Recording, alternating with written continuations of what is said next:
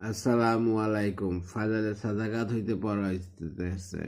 বিখ্যাত মুহাদ্দিস আবু আবদুল্লাহ হাকিম রহমতুল্লাহ এর চেহারায় একটি ক্ষত হইয়া গিয়াছিল। সব ধরনের চিকিৎসা করাইয়াছেন, কিন্তু কোনো লাভ হয় নাই। এইভাবে 1 বছর অতিবাহিত হইয়া গেল। একবার তিনি উস্তাদ আবু উসমান সাবুনি রহমতুল্লাহর নিকট দোয়ার জন্য দরখাস্ত করিলেন।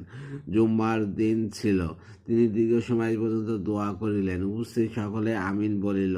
দ্বিতীয় জুমাতে একজন মহিলা হাজির হইল এবং একটি কাগজের টুকরা মজলিসে পেশ করিল। উহাতে লেখা ছিল, আমি গত জুম্মার দিন ঘরে বসায় হাকিমের জন্য অত্যন্ত মনোযোগের সহিত দোয়া করিতেছিলাম।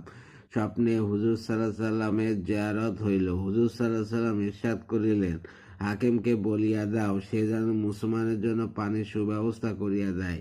হাকিম রহমতুল্লাহ উহা শুনিয়া নিজের বাড়ির সম্মুখে পানির ব্যবস্থা করিয়া দিলেন। উহাতে সবসময় পানি রাখিবার এবং বরফ ঢালিবার ব্যবস্থা করিয়া দিলেন। 1 সপ্তাহ অতিবাহিত হইয়াছিল। ইতিমধ্যে তাহার চেহারায় সমস্ত ক্ষত সম্পূর্ণ ভালো হইয়া গেল। পূর্বের চেয়েও তাহার চেহারা উজ্জ্বল হইয়া গেল। তার